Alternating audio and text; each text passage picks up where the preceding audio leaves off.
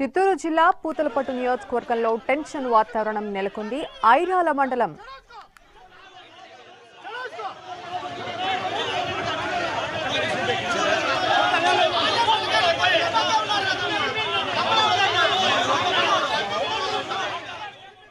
చిత్తూరు జిల్లా చంద్రగిరి నియోజకవర్గంలో ఉద్రిక్తత చోటు చేసుకుంది. సెట్టిపల్లిలో టీడీపీ వైసీపీ కార్యకర్తల మధ్య ఘర్షణ చోటు చేసుకుంది.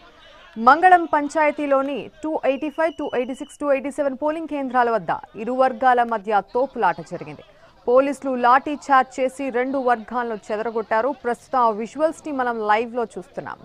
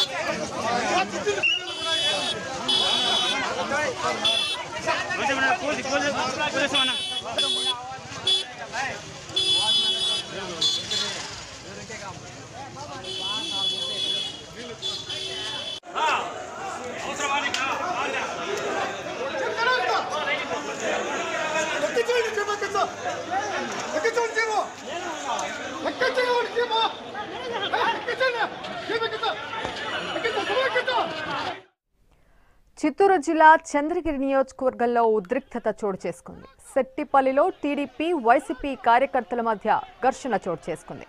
మంగళం పంచాయతీలోని 285, 286, 287 పోలింగ్ కేంద్రాల వద్ద ఇరు వర్గాల మధ్య తోపులాట జరిగింది. పోలీసులు లాఠీ చార్జ్ చేసి రెండు వర్గాలను చెదరగొట్టారు.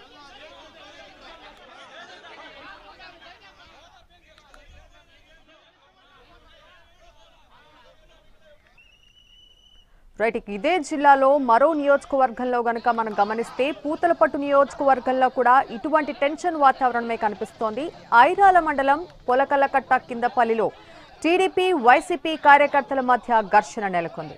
రిగ్గింగ్ చేస్తున్నారంటూ వైసీపీ ఎమ్మెల్యే అభ్యర్థికి ఎంఎస్ బాబు పోలింగ్ కేంద్రం వద్ద టీడీపీ కార్యకర్తలతో వాగ్వాదానికి దిగారు. టీడీపీ నేతలు ఎంఎస్ బాబును అడ్డుకోవడంతో ఉద్రిక్తత నెలకొంది. ఆగ్రహంతో ఊగిపోయిన వైసీపీ కార్యకర్తలు ఈవీఎంను ధ్వంసం చేశారు.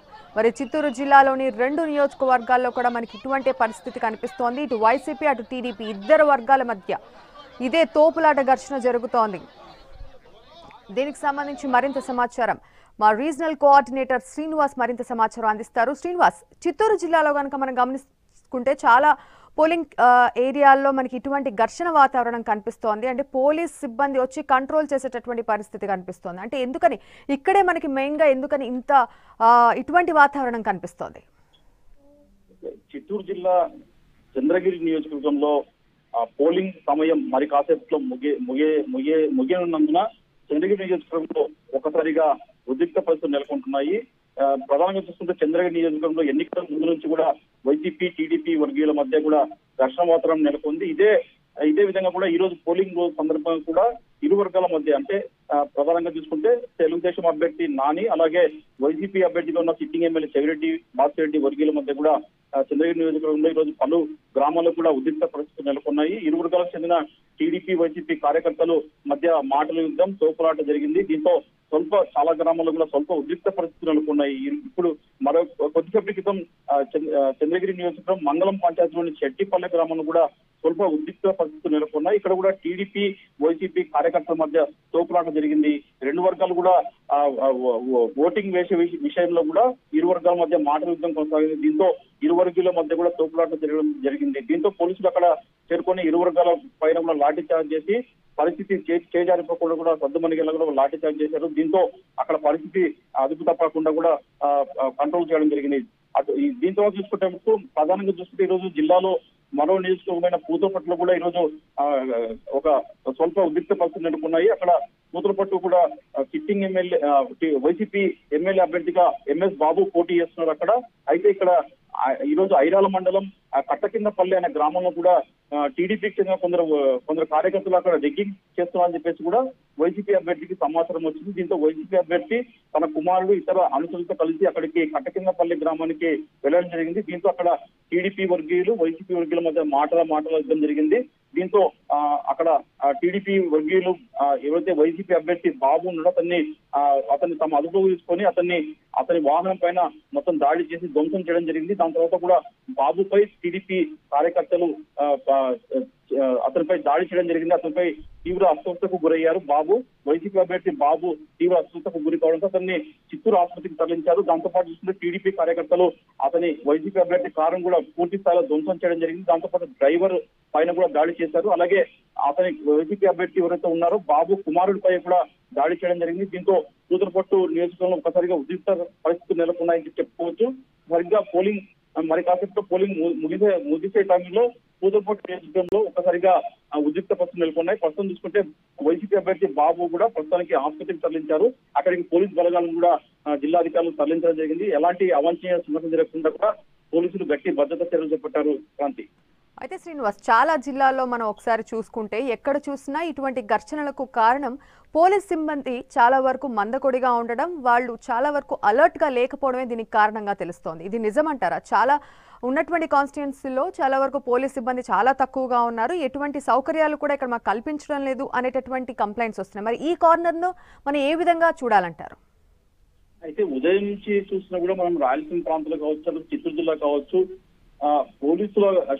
పోలింగ్ కేంద్రాల వద్ద పోలీసుల భద్రతా చర్యలు కొద్దిగా ఫెయిల్యూర్ గా కానీ మనం చెప్పుకోవచ్చు. చాలా చోట్ల కూడా పోలింగ్ కేంద్రాల వద్ద పోలీసులు కఠినంగా వ్యవహరించకపోవడంతో వైసీపీ టీడీపీ వర్గాల మధ్య కూడా ఈ ఘర్షణ మాత్రం చోటు చేసుకొని చెప్పుకోవచ్చు. వాస్తవానికి పోలింగ్ సమీపంలో ఎలాంటి గుంపులుగా ఉండే అవకాశం ఉండకూడదని చెప్పేసి కూడా ఇప్పటికే ఈసీ నుంచి కావచ్చు, జిల్లా అధికారుల నుంచి కూడా కఠిన ఆదేశాలు వచ్చాయి. అయితే ఇక్కడ పోలింగ్ కేంద్రాల వద్ద టీడీపీ వర్గీయులు వైసీపీ వర్గీయులు గుంపులుగా వచ్చి అక్కడ ఘర్షణ వాతావరణం నెలకొనేలా వాళ్ళు వాగ్వాదం చోటు చేసుకుంటున్నారు. పోలీసులు చూసి చూడనట్లు వాళ్ళు వదిలివేయడంతో ఈ పరిస్థితి నెలకొనాయని చెప్పుకోవచ్చు. చాలా పోలింగ్ కేంద్రాల వద్ద మట్టు పోలీసులు ఈ ఘర్షణ మాత్రం నెలకొంటున్నా కూడా తమకేం సంబంధం లేనట్టు కూడా కొద్దిగా వ్యవహరించడంతో ఇలాంటి పరిస్థితులు నెలకొన్నాయని చెప్పుకోవచ్చు. ముందుగానే పోలీసులు గట్టి భద్రతా చర్యలు చేపట్టి ఇక్కడ ప్రతి ఒక్క వ్యక్తి కూడా ఓటింగ్ వేసే వ్యక్తి కాకుండా ఇతర వ్యక్తులు ఎవరు పోలింగ్ బూత్ వద్దకు రాకుండా కూడా గట్టి చర్యలు తీసుకుంటే ఇలాంటి పరిస్థితులు వచ్చాయి కాదని చెప్పి మనం చెప్పుకోవచ్చు. అలాగే పోలింగ్ బూత్లలో కూడా పోలింగ్ సిబ్బంది చాలా తక్కువగా ఉన్నారు. అవి కొత్తగా ఈ సంవత్సరం ఈ ఈవీఎంలు ప్రవేశపెట్టడంతో వాటి పనితీరుపై సిబ్బందికి సరైన అవగాహన లేకపోవడంతో కూడా పోలింగ్ ప్రక్రియ ఆలస్యంగా జరుగుతుంది. దీంతో ఓటర్లు కూడా తీవ్ర అసంతృప్తి వ్యక్తం చేస్తామని చెప్పి మనం చెప్పుకోవచ్చు. మొత్తం చూసుకుంటే మటుకు ఒకవైపు ఈసీ ఎన్నికల అధికారుల నిర్లక్ష్యం, మరోవైపు పోలీసు అధికారుల నిర్లక్ష్యంతో పోలింగ్ బూత్ల వద్ద స్వల్ప ఉద్రిక్త పరిస్థితి నెలకొందని చెప్పుకోవచ్చు. క్రాంతి.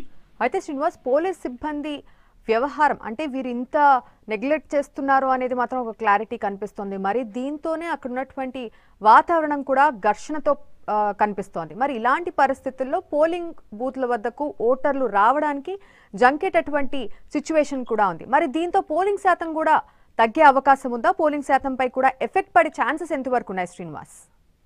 అయితే ఖచ్చితంగా చూసుకుంటే మీరు చెప్పినట్టు మధ్యాహ్నం వరకు దాదాపు 40 నుండి 50% వరకు పోలింగ్ నమోదు అయ్యింది చాలా జిల్లాల్లో. అయితే ఉదయం నుంచి కొద్దిగా మందకొడిగా పోలింగ్ జరిగిన తర్వాత ఊపందుకొని చెప్పుకోవచ్చు. అయితే ఇలాంటి పరిస్థితులు అంటే పోలింగ్ బూత్ల వద్ద ఒక్కసారిగా పరస్పరం పార్టీ కార్యకర్తలు దాడులు చేసుకునే పరిస్థితి నెలకొనడంతో చాలా మంది ఓటర్లు కూడా తాము ఓటకు వినియోగించుకుని కూడా పోలింగ్ బూత్ వైపు వచ్చేందుకు కూడా చాలా మంది భయపడే పరిస్థితులు నెలకొన్నాయని చెప్పుకోవచ్చు. ఓటర్లు అక్కడ జరిగే సంఘటనలను చూసి చాలా మంది వెనుక తిరిగే పరిస్థితులు కూడా నెలకొన్నాయి. దీంతో మరో 2 గంటల్లో పోలింగ్ ప్రక్రియ ఇంకా జోరందుకునే సమయంలో ఇలాంటి ఘటనలు చోటు చేసుకోవడంతో ఓటర్లు చాలా మంది భయాందోళనకు గురవుతున్నారు. చాలా మంది తమ ఓటర్కు వినియోగించుకోకుండా ఇంటికి వెనక్కి వెళ్లే పరిస్థితి కూడా నెలకొన్నాయని చెప్పుకోవచ్చు. దీంతో మొత్తం మీద చూసుకుంటే మటుకు ఇలాంటి ఘటనలు ఏదైతే పోలింగ్ బూత్ల వద్ద శాంతి భద్రతలకు విఘాతం కలిగే పరిస్థితులు ఏదైతే ఉన్నాయో వాటిని చూసి చాలా మటుకు ఓటర్లు వెనుతిరిగే పరిస్థితి నెలకొన్నాయని చెప్పుకోవచ్చు. దీంతో మొత్తం మీద చూసుకుంటే ఈ పరిస్థితులు పోలింగ్ శాతం నమోదుపై కూడా ప్రభావం చూపే అవకాశం అని చెప్పి ఖచ్చితంగా చెప్పుకోవచ్చు. రాయలసీమలోని పలు ప్రాంతాల్లో కూడా ఇలాంటి ఉద్రిక్త పరిస్థితి నెలకొనడంతో మొత్తం మీద మటుకు పోలింగ్ శాతం కొద్దిగా తగ్గే అవకాశం కూడా చెప్పుకోవచ్చు. క్రాంతి మనము రైట్ శ్రీనివాస్, థ్యాంక్ యూ.